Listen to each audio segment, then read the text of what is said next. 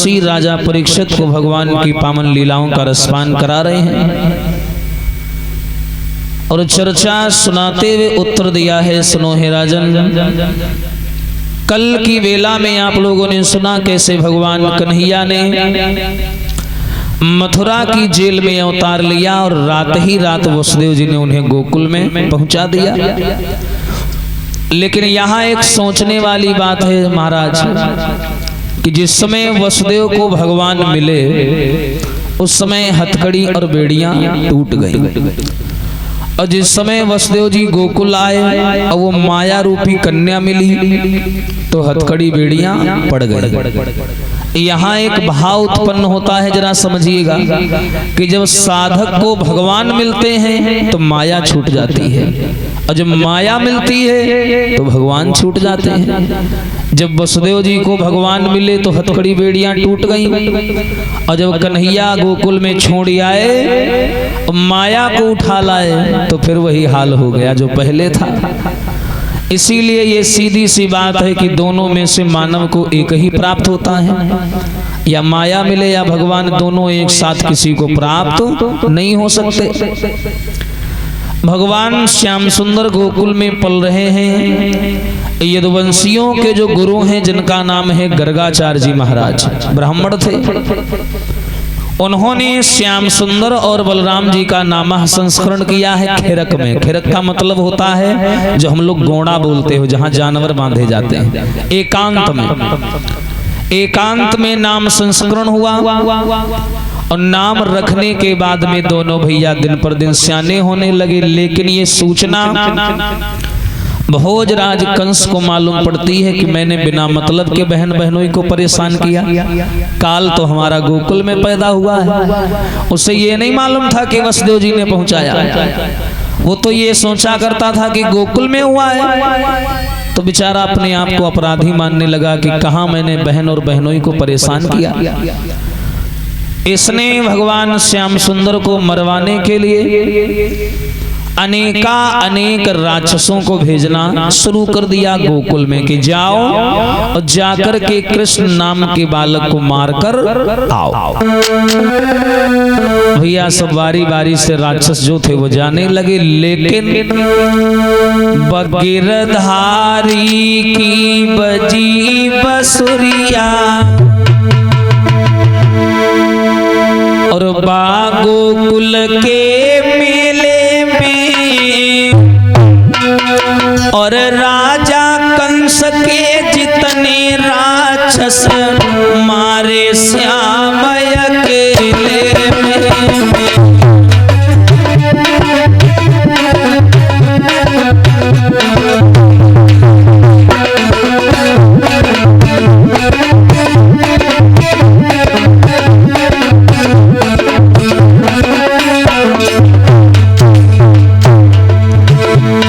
अरे गिरधारी की बजी बसुरिया, अरे उस गोकुल के मेले में अरे राजा कंस के जितने राक्षस मारे श्याम के में।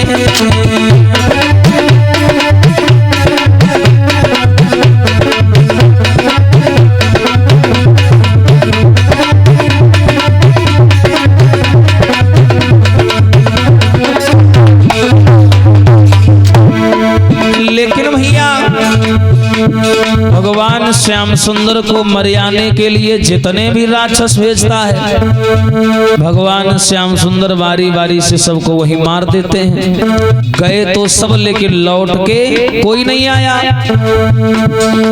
कंस सोच रहा है मथुरा में, अरे कैसे अपने प्राण बचावे। अब सोचे कंस अकेले में, अरे हमने जितने राक्षस भेजे वो सब मरे अकेले में।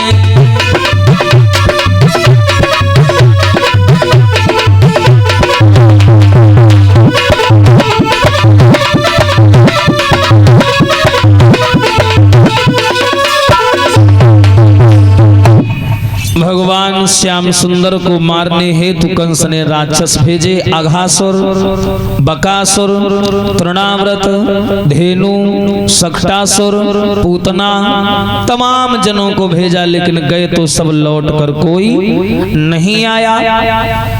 और जब इस प्रकार कंस मामा बेचारे हाथ पैर पटक के परेशान हो गए, कुछ नहीं कर पाए। हाँ, और जब नहीं कर पाए तो जैसे जैसे कन्हैया का सितारा चौचंद होता जा रहा है, वैसे वैसे कंस का सितारा मंद पड़ता जा रहा है। हाँ, अब वो तो भैया खूब प्रयास करता है कैसे भी हम कृष्ण को परेशान करें, लेकिन नहीं कर पा रहा। अब जब भगवान श्याम सुंदर मेरी माताओं बहनों पिता लोगों जब सयाने होने लगे, कुछ बड़े हुए, तो बताते हैं कि कन्हैया की जो पहली लीला रही वो रही माखन लीला। पहली तनिक सयाने जब भये कृष्ण और बलराम, तो माखन लीला बनी इनको पहलो काम। यहाँ हमने नाम लिया माखन लीला, माखन चोरी नहीं बोला मैंने। और चोरी में और लीला में अंतर है भैया। यहाँ पर बहुत ऐसे वक्ता लोग हैं जो भगवान श्याम सुंदर पर चोरी का आरोप लगाते हैं, जबकि श्रीमद् भागवत में चोरी शब्द ही नहीं आया। हाँ, माखन लीला शब्द आया है अध्याय के पेज नंबर पर। माखन लीला, लीला, चोरी शब्द नहीं आया। और लोग कहते हैं चोरी चोरी चिल्लाते घूम रहे हैं। जरा विचार करिए, भगवान कन्हैया नंद बाबा के पुत्र हैं, और नंद बाबा हैं गोकुल के मुखिया, जिसे आजकल प्रधान बोला जाता है। और 9 लाख गैया नंद बाबा के भरी भरी माखन होए। विचार करो, 9 लाख गैया थी नंद बाबा के।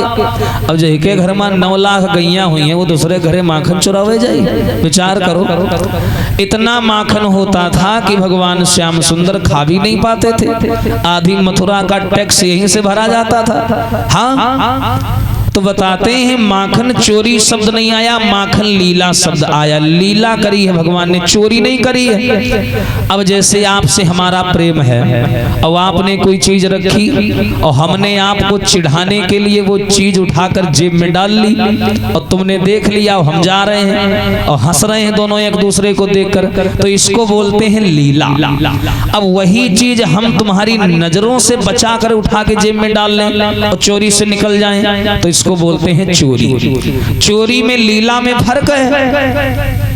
कन्हैया माताओं चोरी नहीं करते थे। हाँ, चोरी करते थे, लेकिन माखन की नहीं, चित्त की चोरी करते थे। जब मुरली बजाते थे तो चित्त चुरा लेते थे, इसीलिए कन्हैया को चित्त चोर बोला गया। चित्त चोर, माखन की चोरी नहीं करते थे। माखन चोर तो ये संसार वालों ने नाम दे दिया।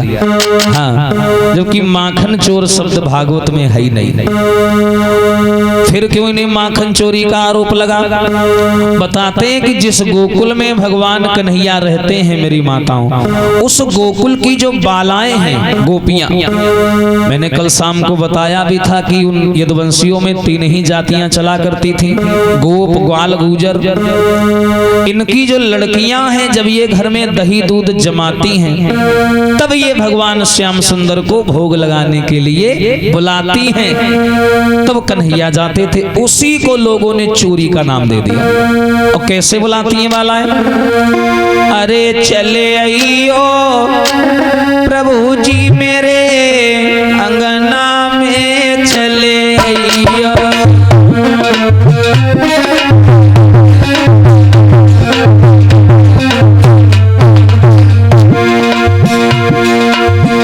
चले आइयो प्रभु जी मेरे अंगना में, भजियो।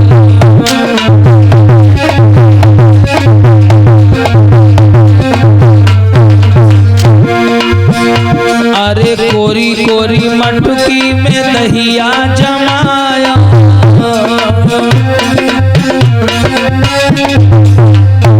ये गोकुल की लड़कियां ऐसे ऐसे बोलती हैं कन्हैया को। अरे कोरी कोरी मटकी में दहिया जमाया,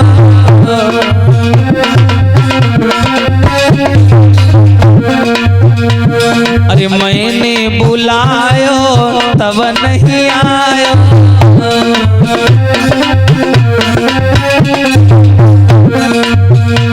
घर आई के माखनों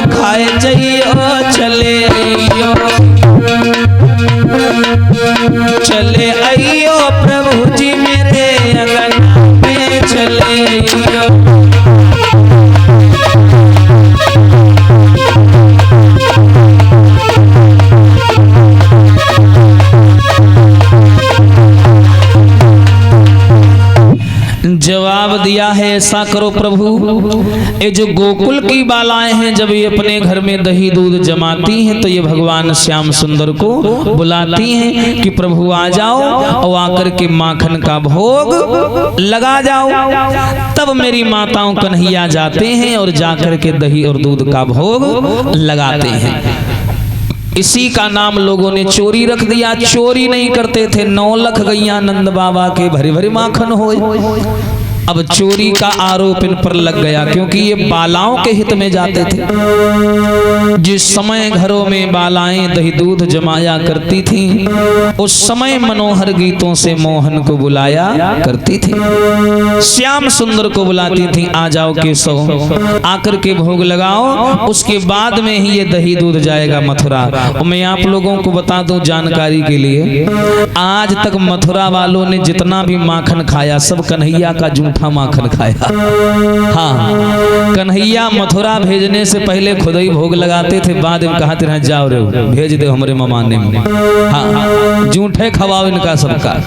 तो ये सब जूठा माखन खाते थे भगवान कन्हैया का। इसीलिए कन्हैया ने मथुरा में कंस के अलावा किसी और को चोट नहीं पहुंचाई। हाँ, जो भी उसके चाहने वाले थे, भैया अब गेहूं के साथ घुन तो जाता ही है, हाँ, वो तो समेटे गए। लेकिन भगवान श्याम सुंदर का नाम दिन पर दिन रोशन होता जा रहा है गोकुल में। आए दिन कोई ना कोई राक्षस परेशान करता है। तो एक दिन मैया यशोदा बड़ा दुखी हो गई, बहुत ज्यादा। तो मैया यशोदा ने क्या किया, नंद बाबा को बुलाया, कहा बाबा एक काम करो। क्या? जब से मेरा कन्हैया आया है इस गोकुल में, आए दिन कोई ना कोई मुसीबत आती रहती है। कहीं कोई सांप बन के आता, कहीं कोई अजगर बन के आता, कहीं कोई भालू बन के आता, कहीं कोई तूफान लेके आता। क्यों ना किया जाए ऐसे इस गोकुल को त्याग दिया जाए। तो नंद बाबा बोले फिर जाओगे कहाँ? बोले वो आप जानो।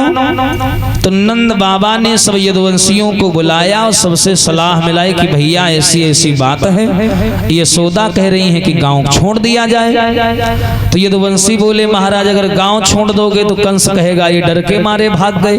हाँ, तो बोले घबराओ नहीं, अरे वृंदावन में गोकुल में कोई ज्यादा फर्क नहीं है, केवल मात्र 10-12 किलोमीटर की दूरी है, कोई दूरी नहीं है। तो नंद बाबा ने सब यदुवंशियों को तैयार किया, गैयों पर, बैलों पर, बछड़ों पर अपने घर के सामान को बांध करके लाद करके सारे यदुवंशी वहां से चले पैदल और पहुंच गए वृंदावन। ये पहले तुलसी का वन था, यहाँ तुलसी के पेड़ खड़े थे। इन सब यदुवंशियों ने तुलसी के पेड़ों को काटा और किसी ने मड़ैया बनाई, किसी ने माटी के मकान बनाए, किसी ने पत्थर के बनाए, किसी ने कैसे बनाए। ऐसे अपने कच्चे पक्के घर बनाकर जिसकी जैसी क्षमता थी अपना सारे लोग गोकुल को छोड़ करके वृंदावन में रहने लगे। ये सूचना कंस को मिली और जब ये सूचना कंस को मिली तो ये बड़ा खुश हो गया कि सारे यदुवंशी जो थे वो डर के मारे भाग गए और पहुंच गए वृंदावन में रहने लगे। अब वृंदावन का नाम आया है तो वृंदावन तो आप लोग जानते हो कितना जाना माना तीर्थ है इस समय, है ना। तो आओ एक बार मिलकर के वृंदावन का जयकारा लगाएंगे, भजन बोलेंगे, फिर देखते हैं आगे की चर्चा। कि मन चल वृंदावन में और झांकी करेंगे राधे श्याम।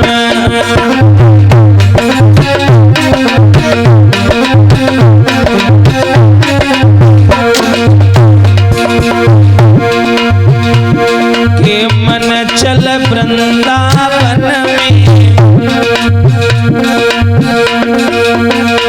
झांकी करेंगे राधे श्याम।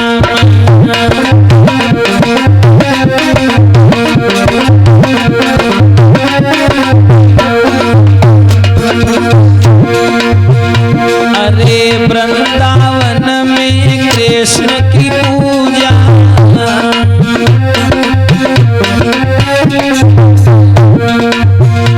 अरे और देव कोई पूजे न दूजा, और देव कोई, अरे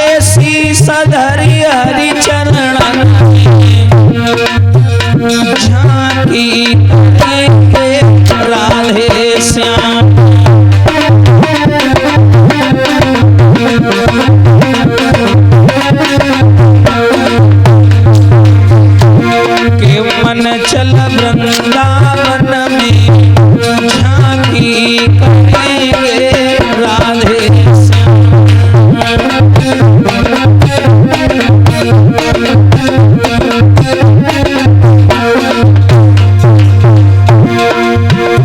अरे वृंदावन की कुंज कलिन में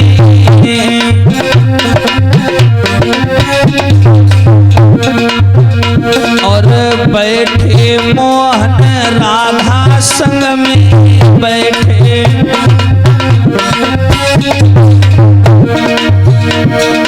आरे बसुरिया बधी कमर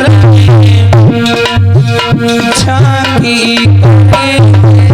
राधे श्याम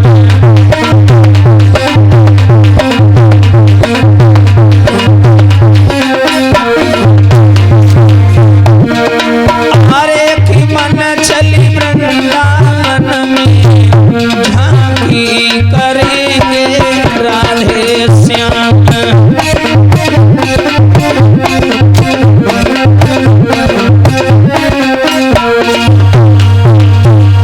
बोलिए सच्चिदानंद भगवान की। इस प्रकार भैया सारे गोकुल वाले जितने भी प्राणी थे आकर वृंदावन में रहने लगे और जब वृंदावन में रहने लगे यही कन्हैया ने क्या किया माताओं माखन चोरी की लीला को अंजाम दिया। अच्छा अगर कोई चोरी सीखता भी है तो सबसे पहले अपने घर से सीखता है। क्यों? घर में अगर पकड़ जाओ तो मारो कम पड़ते हैं। हाँ तो कन्हैया ने क्या किया एक दिन ऐसे ही भैया गलियों से जा रहे थे तो उसी गोकुल में कन्हैया के कुछ सखा थे मनसुखा दामा मदन बलबीर छदामी है ना उर्वक सम्मरण ये कन्हैया के सखा थे मित्र थे। एक और कन्हैया का मित्र था नाम था मधुमंगल। मेरे भैया कन्हैया ने देखा कि मधुमंगल नाम का जो ग्वाला है वो बड़ा ही देखने में कमजोर है। हाँ बड़ा सूखा सूखा शरीर है। तो कन्हैया ने मधुमंगल नाम के ग्वाला से पूछ दिया भैया एक बात बताओ अरे काहे को गोकुल की नाक कटवाए हो? इतना दही दूध होता है गोकुल में और तुम्हारे घर में 20-25 गैया हैं दही दूध नहीं मिलता खाने को इतना शरीर कमजोर क्यों है तेरा? तो मधुमंगल नाम का ग्वाला जो था वो कन्हैया की बातें सुन के रोने लगा। उसने कन्हैया का हाथ पकड़ा लेकर के कोने में गया बोला भैया तुम तो भैया प्रधान के लड़का हो तुम्हारा तो चारों ओर जलवा है रे हम गरीब आदमी हमसे पूछो क्या हाल है हमारा? बोले क्यों क्या बात है? अरे कन्हैया तुझे नहीं मालूम तू कह रहा है कि माखन खाने को नहीं मिलता खाने को भूल जाओ देखने को नहीं मिलता हमें। भगवान बोले क्यों तेरे घर में तो 25-30 गैया हैं फिर क्यों नहीं मिलता? तो देखो मधुमंगल वाला क्या बोला कि हम गैया रोज चराते हैं और ये दर्द कहाँ नहीं जाता है।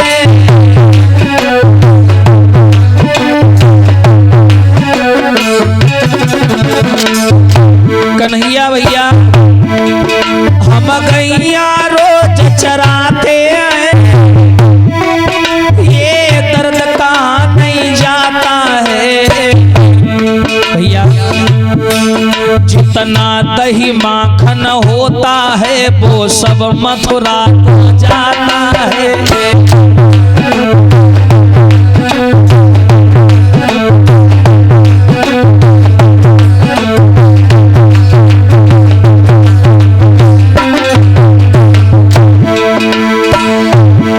वो कंस है मथुरा का राजा आना शाही दिखलाता है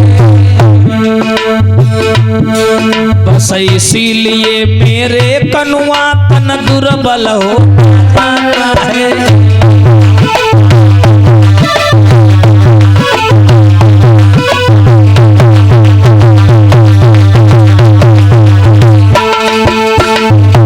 उस मधुमंगल नाम के ग्वाला ने सच्चाई बताई, कहा कन्हैया तुम तो प्रधान के लड़का हो, बड़े लोग तुम तक नहीं पहुंच पाते, अरे हमसे पूछो, जितना दही दूध होता है वो टैक्स के रूप में सारा मथुरा चला जाता है, और मथुरा का राजा तानाशाही दिखलाता है। अगर हम लोग दही दूध नहीं देते हैं तो भैया हमको शुद्ध पानी नहीं छोड़ता है, जो यमुना जी का पानी है वो जहरीला हो गया है, और जो दूसरी नहर का पानी है वो मथुरा से आता है। अब अगर हम लोग दही नहीं पहुंचाएंगे तो बांध लगा देता है। अब बताओ क्या करी, अगर पानी नहीं आएगा तो जानवर भूखे प्यासे मर जाएंगे। यही हो रहा है, अब बिना लेन देन के कोई सौदा नहीं हो रहा। घनश्याम तुम प्रधान के लड़का हो, 9.5 लाख गैया हैं, अरे नाइया का तो सही, 1-2 का खा लोगे पेट भर जाएगा, बाकी का चला जाएगा, कोई गम नहीं है। बोले हाँ बात तो सही है, लेकिन भैया एक सलाह मानोगे हमारी? हाँ बताओ। कन्हैया बोले कोई बात नहीं, ये बात तुमने आज बताई है, ठीक है, आज से जितने भी हमारे दोस्त हैं मित्र हैं सबको माखन खाने को मिलेगा। ग्वाल वाल बोले कहाँ ते खाए के दे हो तुम कहाँ ते लई हो? भगवान बोले फिर वही बात, 9.5 लाख गैया हम खुद खिलाएंगे तुमको, क्यों परेशान हो?